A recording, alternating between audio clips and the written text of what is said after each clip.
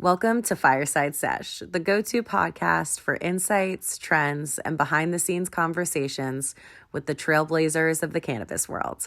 I'm Mikaela McLaughlin, SVP of Business Development, and your host. In every episode, we ignite discussions with cannabis operators, ancillary companies, and thought leaders who are shaping the industry. Join us by the fire as we delve into the strategies, innovations, and stories at the forefront of this green revolution. Whether you're a part of the cannabis community or just cannabis curious, we're going to bring you the heat, straight from the minds of the people who know it best. So sit back, relax, and let's spark up today's conversation. Hi, everybody, and welcome to Fireside Sesh with Springbig. We are really excited to have our first guest joining us today. So I would love to have Rob introduce himself. Hi, Rob. Thanks for joining us. Hi, Mikaela. Thank you so much for having me. This is so exciting to be a part of this with Springbig. I'm Robert Brunch. I'm the general manager of Sparq Retail. We're a smaller, independently owned group of retailers and based in Peterborough, Ontario. We've got 5 locations so far, and I don't know. I don't have enough on my plate, so we might have a few more coming. But anyways, no, we've been big Springbig supporters. So when we had the opportunity to join you guys, we were really happy to do so. Can't thank you enough for taking out some time in a very busy schedule. Really excited to have you.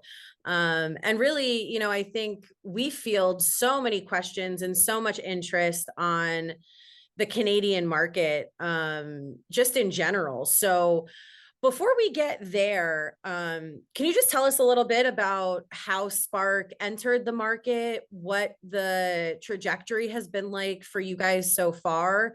I know that you guys are a little bit different than quite a few of the multi-store operators up in Canada, and I'd love to hear a little bit about that.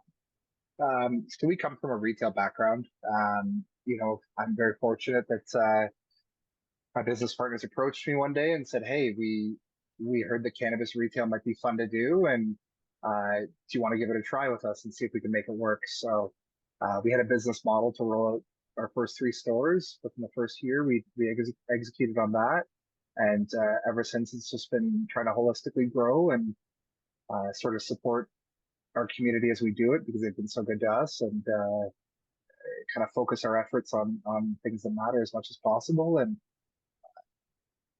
not to shamelessly plug you guys over and over again, but having a partner like Springbig has been really powerful, because we're continually able to offer value to our customers over and above just simple price discounts or competitive pricing or selection.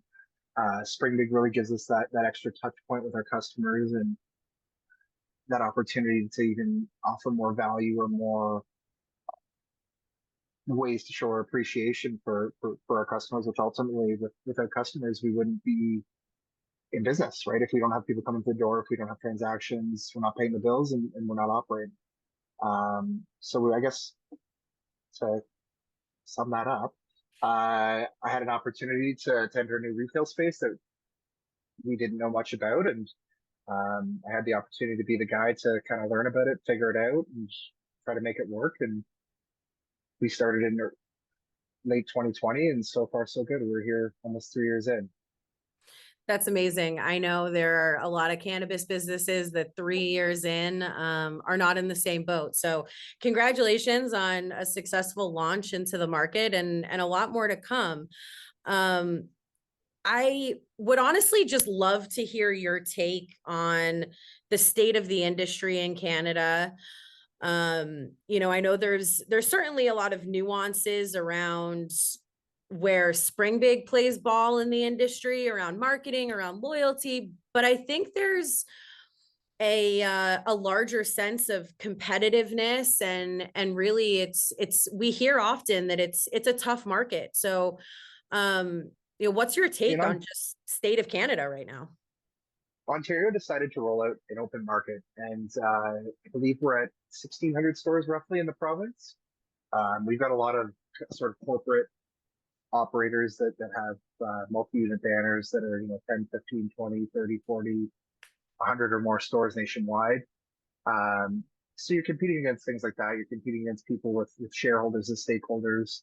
Uh, it's highly competitive. Price compression's been a very real pressure for a lot of independent retailers. And the challenge has been, how do you offer value to people when you're trying to maintain profitable margin when there's a banner store down the road that's running sub 15%, 10% margins across the board, and that's their value proposition is low price. Mm-hmm. So also in Canada, Ontario specifically, we're more heavily regulated than alcohol. We can't advertise. It's very hard to advertise directly to customers. Any sort of outreach we have has to be vetted. We have to articulate that we're specifically targeting people that are of over 19, which is the legal consumption age here. Um, we can't sponsor local sports teams because the leagues won't let us. I can't put an ad in the newspaper because the newspaper's legal teams won't let us. Direct mailers are hard to do. So really the only option we have is leveraging who we already have. And that's our customer base, right? And Spring Big is the best tool for that, I found, in that, we can set up different touch points, different automated touch points. We can do direct outreach.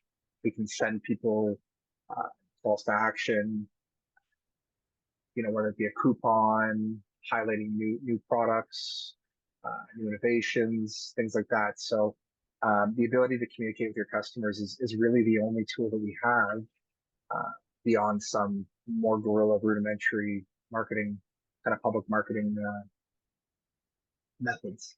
Yeah. And I'm really glad to hear you say that, because I think that a lot of the regulations are so daunting for retailers that a lot of them have been scared away from even entertaining a platform like this as a part of their strategy.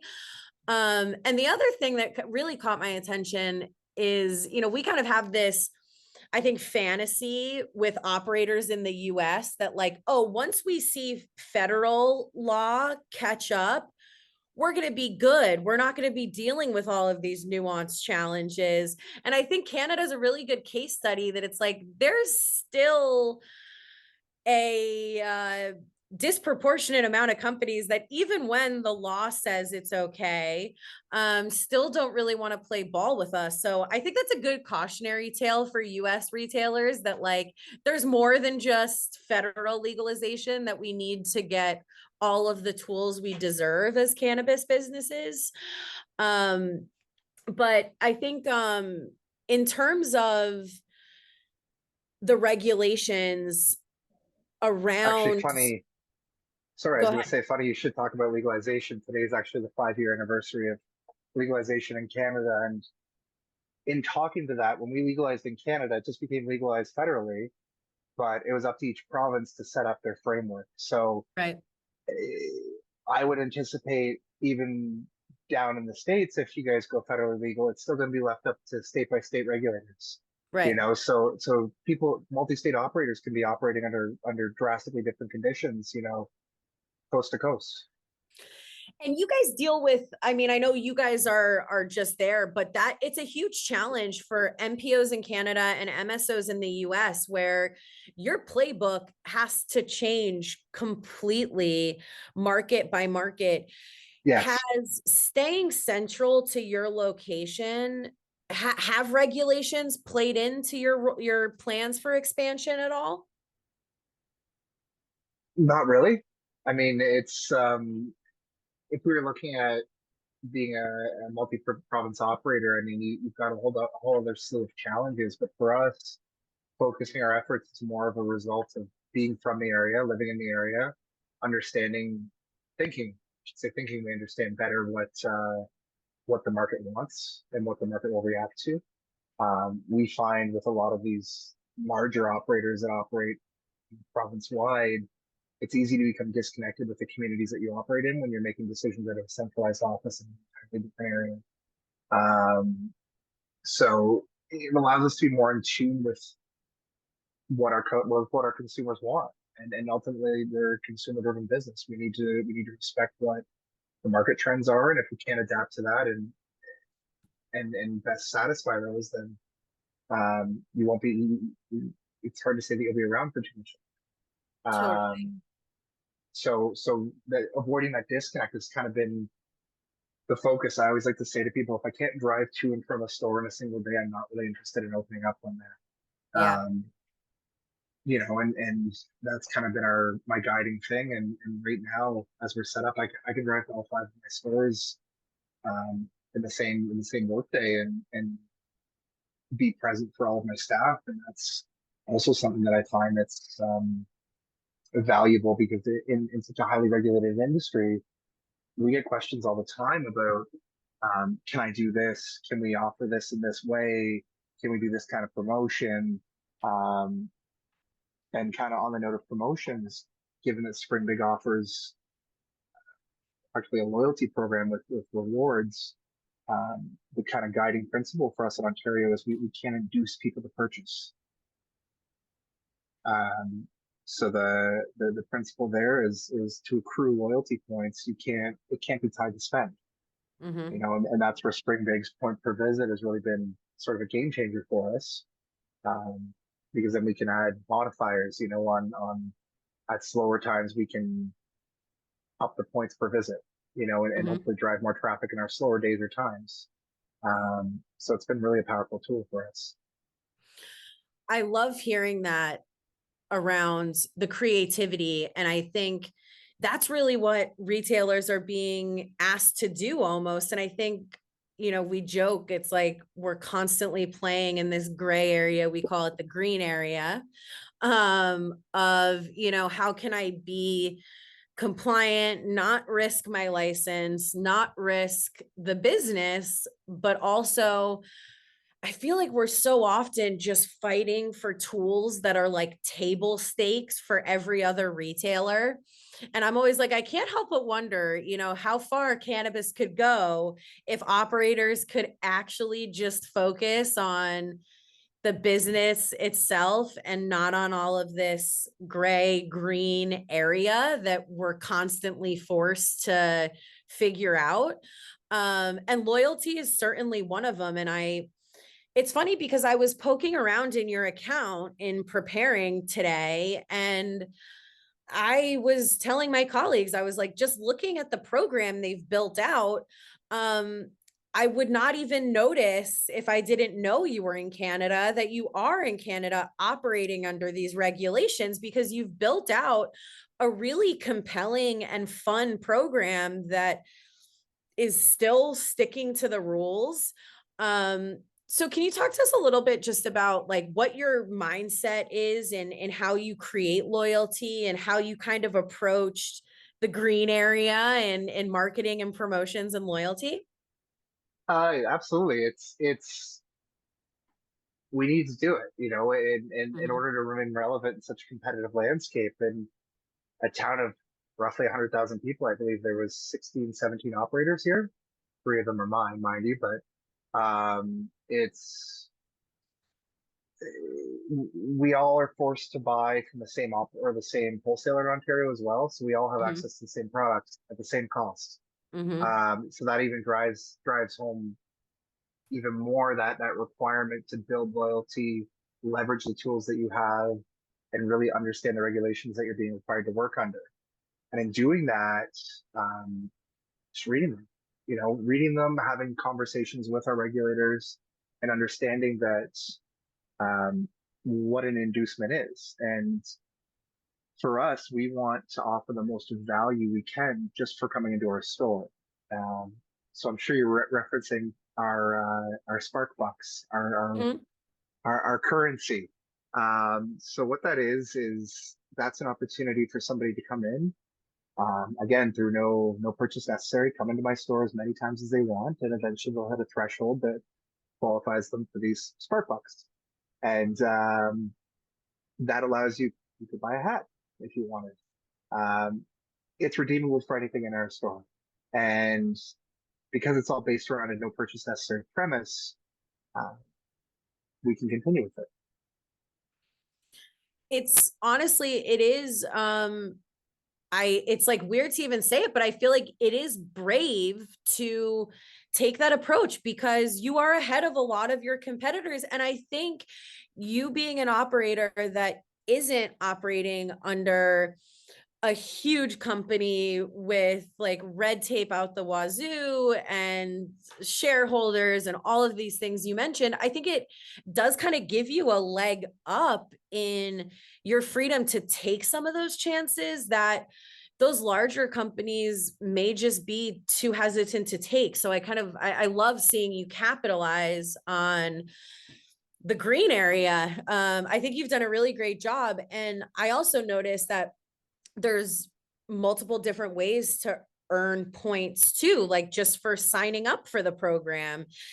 And, whenever we talk about value, I always like to remind people, I think, and you kind of talked about that race to the bottom that you're up against with other operators, that it's like every day prices are lower and, margins are slashed more and more. But I think we think value and we think a dollar value, but value is so different to each customer. And I feel like you're really doing a great job of delivering on different types of value through things like merch and the Spark Bucks. Are there any other creative ways that you guys have found to create value for customers that's outside of just giving away the house?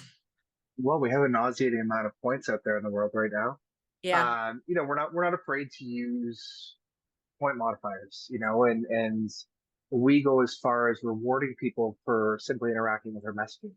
Mm-hmm. And we're pretty open with telling our customers that, there will be messages that we send out that simply by clicking on them and interacting with them, you'll then earn double points for the weekend, triple points for the weekend, 100 points just for opening a message.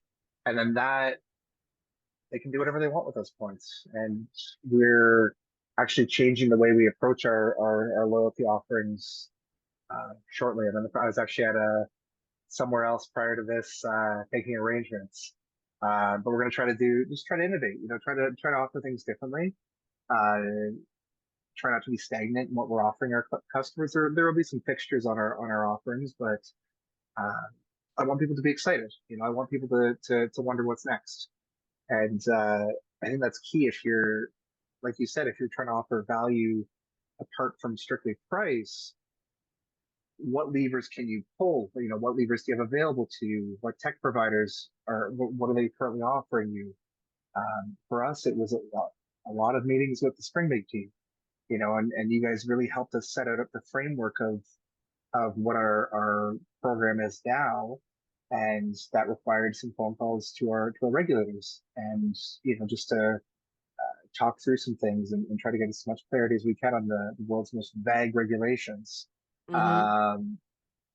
And truthfully, when in some interactions, we often get told, it's written that way, so it is open to a certain amount of interpretation. But as long as you're operating with the underlying goal of being compliant and being within regulations, um, you're still going to be able to offer that value to your customers. You just have to be aware that we're highly regulated. We're highly regulated. There's certain rules that we need to abide by. There's certain things that I would absolutely love to do with your platform, but I can't. Mm-hmm. There's certain just outright offering. I would love to spend more money on outward advertising, but I can't. Mm-hmm. So this has been the best tool for us for retention as well. You're rewarding customers for doing business with you. And in our market, when everybody has access to the same products, the loyalty is hard to earn. And once you earn that loyalty, you need to do whatever you can to try to maintain it and retain it. Absolutely. And I noticed that one of the key, I would say, differentiators in how you guys run your loyalty and really the relationship building side of the use of the Spring Big platform in your communication. A lot of your communication is totally automated. And that's something that I encourage. I'm always surprised that retailers aren't doing more of their messaging in an automated fashion. I always harp on getting the right message to the right customer at the right time. And I think using auto connects and having some of that behavior based automation is really the ticket to doing that. And the proof is in the pudding because your results are really, really impressive on your auto Thank you. connects. One of the ones that I really liked was win back, just knowing that you are proactively engaging with customers when it feels like they're starting to fall off, when it's been too long since someone's been in the store. And another really easy one that you guys are utilizing really well is birthday. I don't think most people realize that this, but across any industry, birthday rewards are the most highly redeemed rewards of most programs. And when you think about it, like if it's, I'll speak for myself. When it's my birthday, I'm in a treat myself mood. I'm probably spending a little bit more that day than I am other times. So you guys are really creating awesome value in an automated fashion, which I would assume is a dream for you and your marketing team to not have to hands-on day in and day out be like really thinking about what are we going to say today and that kind of stuff. Did you start off wanting to take that approach, or did it just kind of end up there? Necessity is the mother of all inventions. Uh, so we wanted to find a way to contact particular groups of customers as they became colder and colder, as they were further and further up from the most recent purchase. So that was how we arrived at our first set of winbacks, if you will. Um, but then we also wanted a way to tell people that they'd signed up for our program. So we also have an auto connect that is there's points associated with it as soon as you leave my store and perform a transaction. So there's a few different things, and the birthday one, I guess birthday is just the surface. We actually do it for the whole week, um, because why not? You know, it's your Yeah. birthday. I'd rather you celebrate it all week, and we're very flexible on it. You know, and that's the other thing that I think people forget is some people are often too rigid. You Mm-hmm. know, if it's your birthday tomorrow, Mikaela, and you come in and tell me it's your birthday tomorrow or Thursday, I'm gonna say, hey, here's your birthday reward. Why? Because thank you for choosing us. You know, and too often I hear that retailers are complacent in how they treat their customers, and come back to it again. We would be nowhere without people coming through our door and purchasing product. And I mean, talk about creating value. Like that type of just flexibility and general kindness for the customer, that's the kind of value I seek. And I do really believe, and I don't, I would imagine that if we, surveyed cannabis customers, I think we would find that we have a much more conscious consumer than a lot of other industries. I think cannabis consumers are aware of voting with their dollars and where they're spending their money. And um, I love to see these examples of a little bit, just wider flexibility for people to enjoy this program that you guys have worked really hard to build out. Um, Along those lines, knowing that everybody is bound by carrying the same products and there's not, a ton of variation from what's on the shelves. I know you've done some collaboration with brands on the platform. We were chatting a little bit about that before we went live. Um, I would imagine that consumer education is probably a big part of how some groups of customers identify value. Have you found that you're seeing success collaborating with brands and educating customers on what's on the shelves? Yes, it part of the onus I think for that to be successful is on both the retailer and the brand. Totally. Um, if a campaign isn't executed well by the retailer, it's not going to work. If a brand doesn't support the campaign well enough, it's not going to work.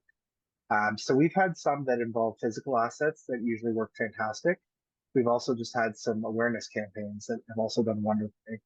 Um, Typically, the awareness campaigns, you've got to think about where the message is. The message is on your is contained within the original notification message. It's right there at the top. It's a banner, so it has to look good. It has to draw somebody's eye. It has to communicate what it's all about quickly, because that person is quite likely going to scroll through the message, get what they want out of it, and that's it. They're never going to open it again. So that's the key I find is when these brands are creating good creative, that definitely goes a long way. But when there's also a value proposition built in, whether it's sometimes our company will align a promotion on an item, 10% off, $2 off, or what have you. It works great with beverages, especially in the summer. Dollar off XYZ product or brand, and get some great creative imagery with it. And then all of a sudden there's a value proposition built in, and there's a value to them engaging with that message and that image. I really enjoy that we have control over the copy within the messaging as well.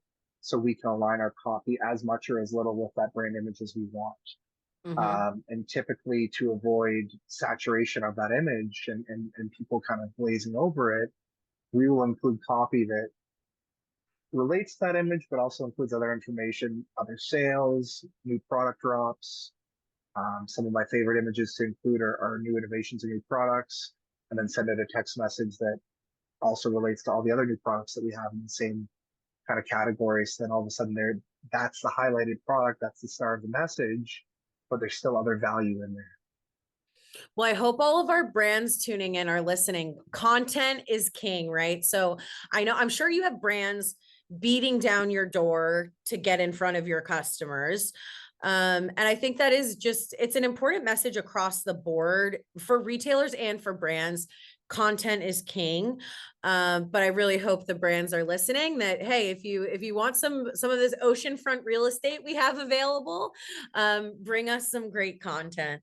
I love that. I have noticed that beverages specifically, we do see such a great response. I think as a newer method of consumption, there's so much education for consumers around beverages. I'm glad to hear some success there. Out of curiosity, how different are the regulations for liquor, or like for a liquor company? Are they just as strictly regulated as alcohol? You're shaking your head. No, I'm scared for the answer. I can take my 3-year-old into the liquor store. He can walk into the liquor store without me. Nobody will ask any questions. He's not allowed to come into my store at all. If I have to make a stop and I have either of my children with me, I have to ask a staff member to wait at the car and watch my kids for me while I go in and drop off whatever I'm dropping off and continue on my way. The liquor store, you can find a Smirnoff ad on a Canadian TV channel. You'll never see a cannabis ad. The liquor store can do BOGO deals, buy one get XYZ. We can't do that. They can do scaling rebates. As far as I understand, I might be wrong on that, but I do believe I've seen 2 for deals, but then it's like buy 2, pay whatever dollars, but buy 1 instead, and you have to pay the full amount. We can't do that. That's an inducement to purchase. So that's our kind of guiding principle in retail is, if I'm going to bundle something, let's say 2 for $10, you have to be able to come in and buy each product individually for $5, whether or not you want the bundle. So right. There's ways to do things, but I guess it's all about presentation, and it's all about building value, Right. Did you know that while these products are $30 each, you can buy 2 and it's still only $60? Yep. It's working with what you've got. So liquor has a lot more freedom, but again, it comes back to, if you look at a liquor store in the 40s, 50s, or 60s, you had to go in there, give your name, give everything. In Ontario, at least, you had to give them a piece of paper. They went to the back room, got your bottle of rye, and came out. So they weren't far off 70 years ago, 75 years ago of where we are today. And that's hard to remember, but we've also made some big steps in Ontario. It's still a long way to go. I mean, in a lot of states, you can have Everything here has to be prepackaged, opaque packaging. You can't see the products inside. Whereas in the States, I can go in and buy 4 grams of something and they'll weigh it in front of me Mhm. in many states. So there's some big differences as far as how we're allowed to operate. Um, but it's manageable. It's manageable, and understanding what tools you have available are key. I think it's a good reminder too for the industry because I find myself like I live in a cannabis bubble. I live in a bubble where everybody loves cannabis and everybody supports cannabis. And I don't really encounter much of the stigma around cannabis, but it's like in moments like this, you come up for air, you come out outside of the cannabis bubble, and it's like, we have a lot of work left to do, I think, just as an industry around the stigma. I mean, my colleagues and I always say, like, if we were at a time where alcohol and cannabis were both not legal and you were trying to make a fight to legalize both of them, alcohol would never be legalized under the like we just know so much It's one now. of those, if you knew now what you know that, or knew then what you know now, rather, right? Yep. So I totally agree with you, Mikaela, and that's it's unfortunate, but there's lobbying groups out in the province and in Canada that are trying to affect change. There's different interest groups. I mean, the government is trying to progress because at the end of the day, it is a business for them. Being Mm-hmm. our number one wholesaler, they get to collect all that taxation from us. Must be nice. Um, oh, I'm yeah. Anyways, uh, so yeah, it's tough, but like I said, it's definitely something that's manageable, and just trying to stand out in a very noisy environment is challenging sometimes. So I would say, I think something that we get asked a lot is from newer operators or people that are looking at our industry and thinking, I want to jump in. I'm passionate about this plan. I'm passionate about where the industry is going. Um, any words of wisdom, any advice or takeaways, or like, man, I wish coming in those years ago I knew these one or two things. Any wisdom you have for people either just jumping into the industry as operators or thinking about jumping into the industry? It's tough, Yeah. honestly. Like there's no other way to slice it. Having a plan and being well executed, and being prepared if it doesn't work. I mean, Mm-hmm. it's tough. Like we're right now seeing, it's really sad to see. We're seeing a lot of independent operators having to close, just because it's so competitive out there, and there's companies that can afford to fund losses. Um, I'm thankful we're not in a much bigger city center, because some of these bigger city centers in our province are highly competitive. We're talking a half a dozen cannabis stores within a few blocks of each other. Um, but that's unfortunately the result of a free market, and the expectation is eventually the market will correct itself. Mm-hmm. Um, when that is, we all keep saying it's this year, but that was for the last 2 years. Yeah. So um, ultimately finding a good spot, a good location, finding tech providers that are in it for a long haul with you. Having to change loyalty providers, I couldn't imagine having to do, honestly, at this point.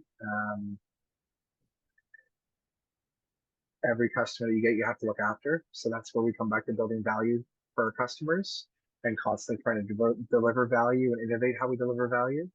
Uh, Being with Spring Big since almost day one in Canada, we've seen the platform continually evolve. And the joke between my account manager in Canada and myself is that every time I log in, the dashboard looks a little bit different because I don't go on there too often anymore. But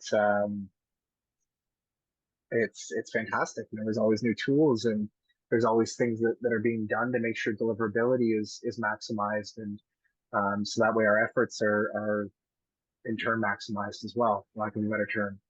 Um, so I guess my takeaway would be just have a plan, make sure you can execute on it, um, and really try to deliver that value for your customers and be different.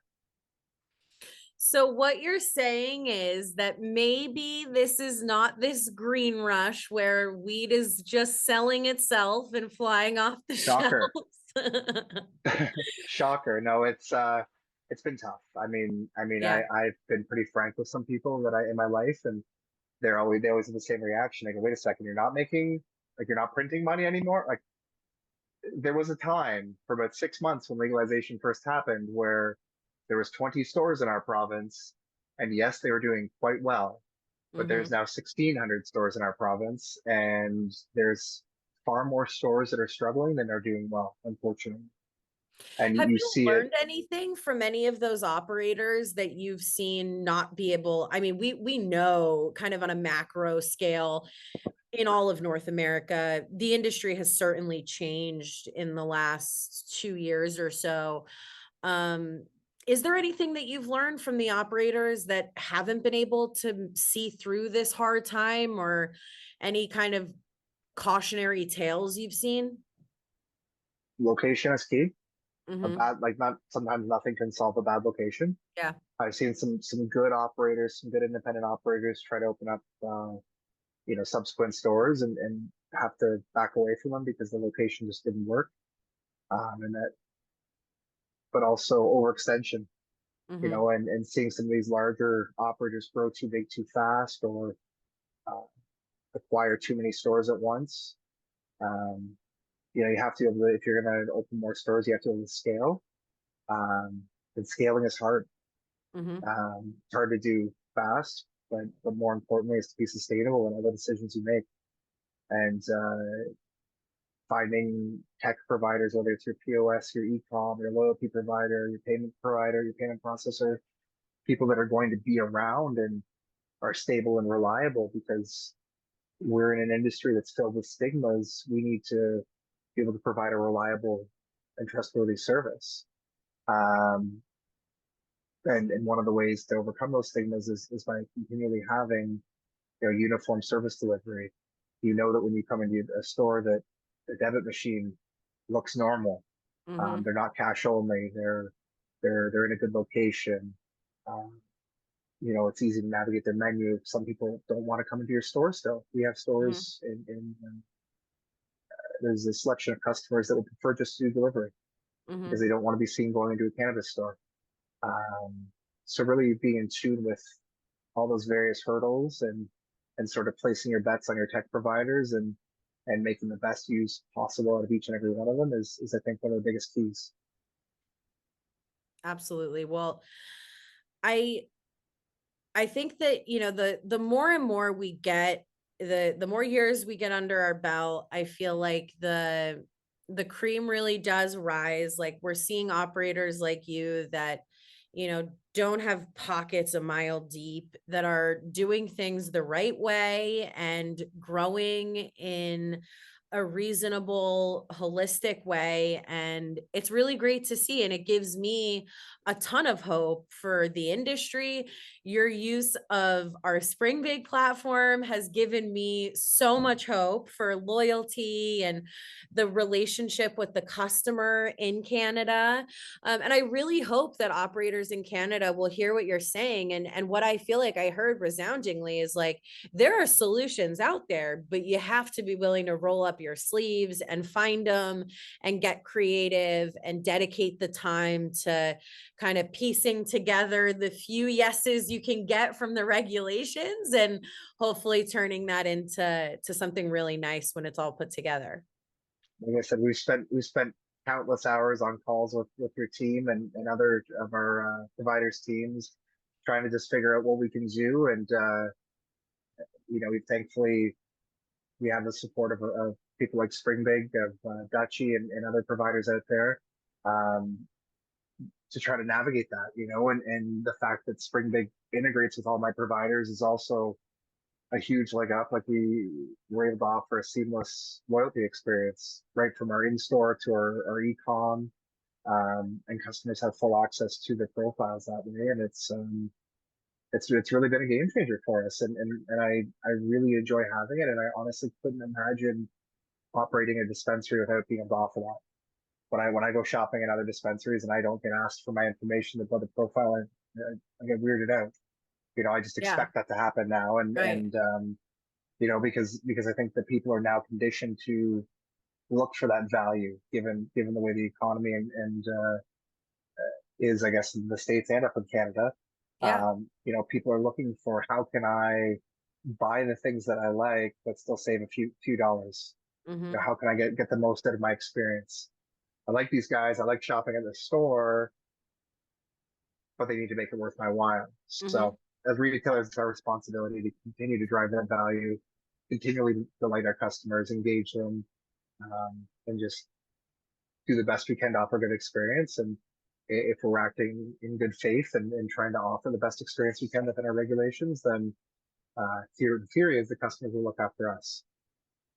Absolutely. I think that's generally like the golden rule of loyalty that we see through every retail vertical. And the data shows us it's certainly true in cannabis. And I think you guys are an incredible success story around it. I really can't thank you enough for taking some time, because I would consider a user like you truly a super user of our platform, and we're always looking for ways to just empower and motivate and kind of just spark some inspiration in our customers and how they can be utilizing our system in new and different ways. And so we really can't thank you enough for being such an open book in your business and your story and your utilization of the platform. I really think that our clients will learn a lot from you and your instance of the platform. And we're so incredibly thankful for you taking the time to chat with us.